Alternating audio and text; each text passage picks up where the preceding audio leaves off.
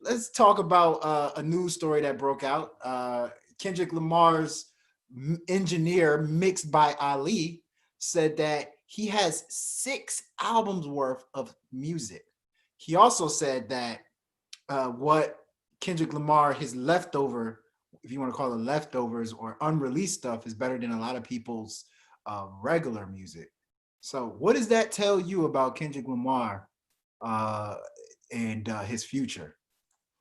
Yeah, that's an interesting story, man. Uh, what does it tell me about his future? Well, what it tells me is that I feel like Kendrick, number one, is a very meticulous artist who he's probably his biggest critic. You know, I could see Kendrick being his own biggest critic. It's very similar to how I feel about a lot of dudes in TDE. I mean, think about it like this. Think about Absol, for example, right? And I'll just talk about him and then I'll jump right back to Kendrick. Absol to me is a incredible rapper to me.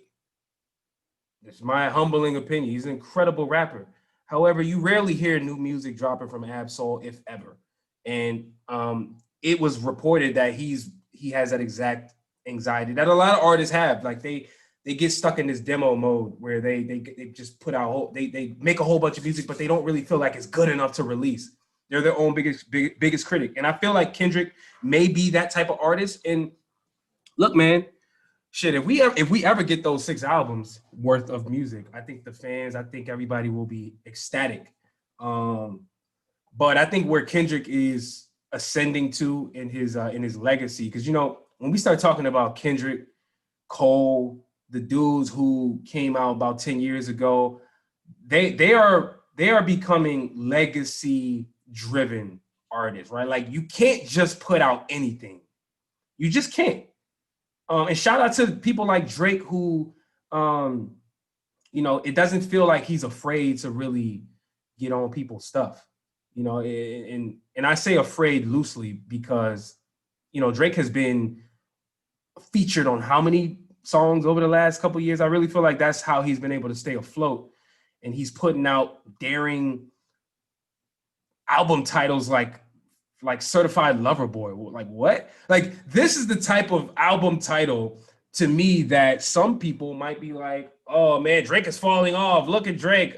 But I think there's a such thing as a legacy play. And I think when it comes to Kendrick Lamar, you know, I wish we would get new music from Kendrick, man. We need to hear from Kendrick at times like this. You know, the pandemic. I feel like Kendrick will be able to craft a masterfully concepted album. You know what I'm saying? Um, Look at what he did on To Pimp a Butterfly, man. Come on. I mean, that album still resonates to today. I mean, it resonates to the Black struggle. It resonates to people who are just impoverished. It resonates for a lot of people, and it resonates for people in 2020 during a pandemic year where people are losing their jobs, people losing their lives. A lot of crazy stuff is happening in the world. So I'll tell you this: I want new music from Kendrick.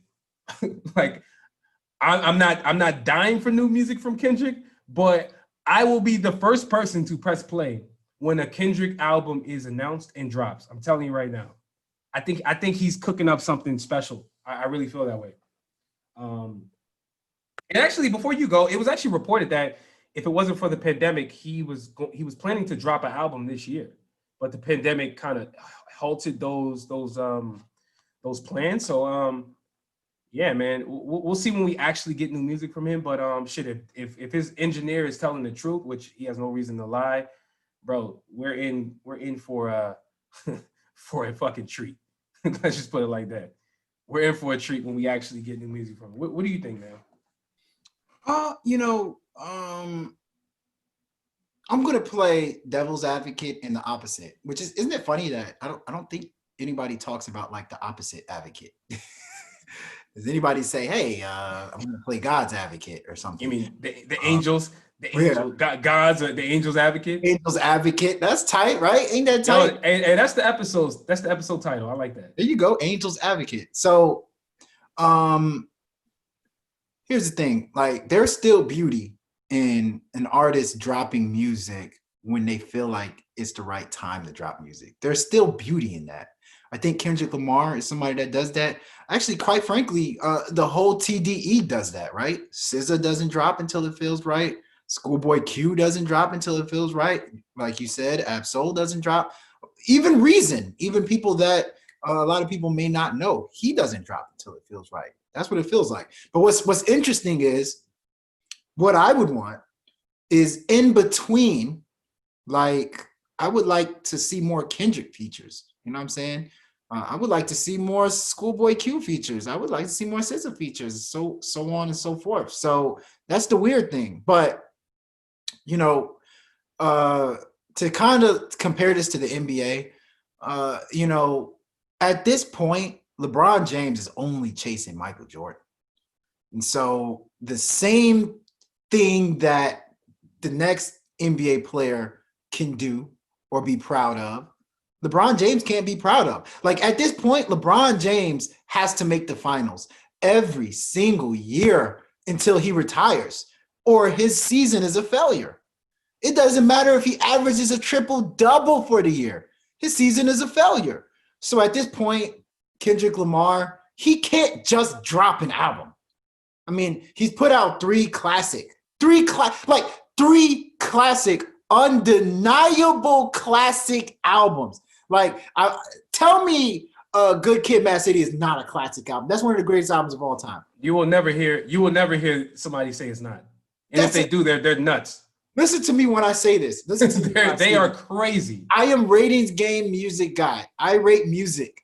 I do it all the time. To Pimp a Butterfly is an A. Good Kid, Mad City is an A. And what's the last one that he came out with? Damn. That's an A. They're all A's. But I want to hold on. This is a great point to interject for a second here. Now I'm playing devil's advocate. You're Angel's advocate. I'm playing devil's advocate right now. Right? Now this is fun. You know what I'm saying? So just because an album is an A doesn't make it a classic. I would actually argue that To Pimp a Butter, and sorry, I think it's debatable that To Pimp a Butterfly is a classic. I don't think that's undeniable. I don't think so. I mean, I think people really love it, but I don't think it's an undeniable classic. Smoking on YOLO. You are smoking on. It's debatable. That are out of the greatest drugs we've seen in mankind. Hey, I don't live in Oregon. I don't live in Oregon, my brother. I don't live in Oregon, my brother. Is a classic album. What? Did you hear what I said? Did you hear what I said? I said, listen very closely, because you're having a hard time listening. It's clear to me. I said it is debatable that To Pimp a Butterfly is a classic album, unlike Good Kid, Mad City. Now, I know you're not about to sit here and tell me that on the level of classicness, rating those two albums and putting them up against each other, they're both undeniably on the same level. You would be smoking the highest quality of crack, my guy, if you would say that. You be smoking crack. I can argue with. I'm playing devil's advocate, by the way. I can argue with you. Being an A album does not make it a classic. That's all I'm saying to you. But to me, listen, I can argue with you that To Pimp a Butterfly is more of a classic album than those other two, because To Pimp a Butterfly was very meaningful, very powerful, very like well put together album that kind of felt like almost like a something sacred. It felt like a sacred album. Like, I can argue with you with that's more of a classic. That's probably my least favorite Kendrick Lamar album. It is my least favorite Kendrick Lamar album, but it's the most impressive in my opinion. The word I would actually use, I feel you, but the word I would actually use to describe To Pimp a Butterfly is, to me, that is Kendrick's most important album. That's his most important album. It does not make it better. It doesn't mean it's more of a classic than Good Kid, but I think it's his most important.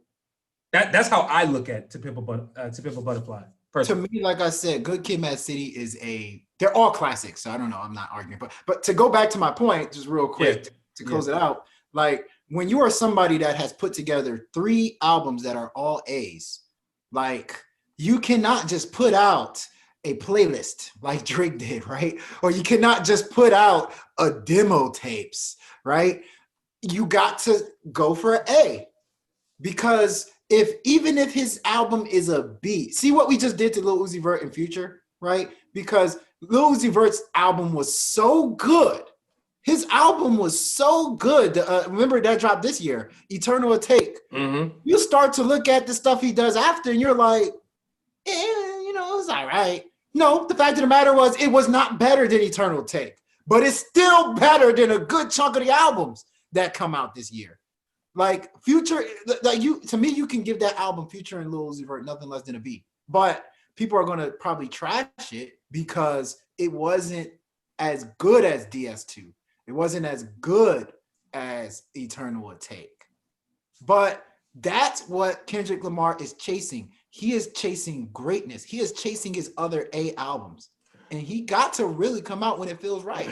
So I'm with it. So part of me, like I said, part of me wants new Kendrick, but part of me wants him to take his time, because anything less than an A would be a disappointment. Yeah, look, man, two things can be true, man. Like, you can want him to take his time, and I can also want new music from him. But I think the biggest thing is what's important for people like him, artists like him, is that they take their time and they be patient. And if you're a fan of KDot, you should understand that, because for the reasons that you just outlined. He's chasing his own shadow, bruh. Like, he has his own expectations to live up to. That's very hard to deal with. That's part of the downfall. I think that's like the opposite angle of success sometimes. When you're successful, you're evaluated against your own success. And while, some people may look at that as a knock, it can also be a positive too, because it gives you something to really shoot for. It makes you take your time, measure 4 times before you cut. Lay those vocals down 4 different times before you say it's final versus 3. It depends. That kind of sucks. I mean, because I don't think, I'm just going to say this. Sorry, I know we keep talking about yapping. But hey, man, it's Kendrick, man. Like, we might as well go overboard with this subject. We got to. I don't think people understand the ramifications that come with not meeting expectations. Like, I would rather somebody say they had no expectations on what I brought out and the album was bad. Okay, that's fine. Than for somebody to say I did not meet expectations. There are huge ramifications, career-ending ramifications for not meeting expectations. This is in life. This is in life, dog. Like, this is at your common workplace. This is in sports. This is in music. This is in acting. If you don't meet expectations, your career could start to take a down spiral. And I think that, that's something people got to really recognize. No, that's facts. And damn, I feel like I keep having something more to say. But we as the listeners, to me, or you know what? Before I even go that way, expectations are it's a relative concept to me, because whose expectations? What are the expectations? I feel like if you're a music label, you have expectations for the album meeting a certain benchmark in sales, right? The album recouping, certain benchmarks being hit. And while an act as big as Kendrick Lamar, I have no doubt he's going to meet the numbers. Like, I don't think when you're that big and you mean that much to the culture, you're going to meet all of the benchmark numbers wise. But what we're talking about here that I think people need to understand is the expectations of the aesthetics, the music, like, how does it feel? These are things that you can't really touch. They're not tangible. And so I think that's what we're talking about. So I want to be very clear. When we talk about expectations, we ain't talking about first week sales. We ain't talking about second week sales. We ain't talking about whether the shit went platinum, double platinum. We talking about the aesthetics, the intangible aspects of how the music resonates with people over time. Because to me, when you talk about Kendrick, that's what matters right now. That's the only thing that matters. I agree. That's it. How many times have we said, a new 50 Cent album isn't Get Rich or Die Trying? This ain't Rich or Die Trying. How many times have we said this ain't DS2 by Future? This is not as good as DS2. This is not as good as Wiz Khalifa's Kush and Orange Juice mixtape. Like it happens a lot. It happens a lot where we're like, yo, this is just not as good as the other thing. Kendrick Lamar has been blessed with the ability to make an album, and then the next one makes you forget about the other one. Then the next one makes you forget about the other one. Like he's able to close chapters and keep his career moving without us having to say, this is not good, kid, Mad City. I agree. And speaking of closing chapters, how about we close the chapter on that topic? That was a great topic.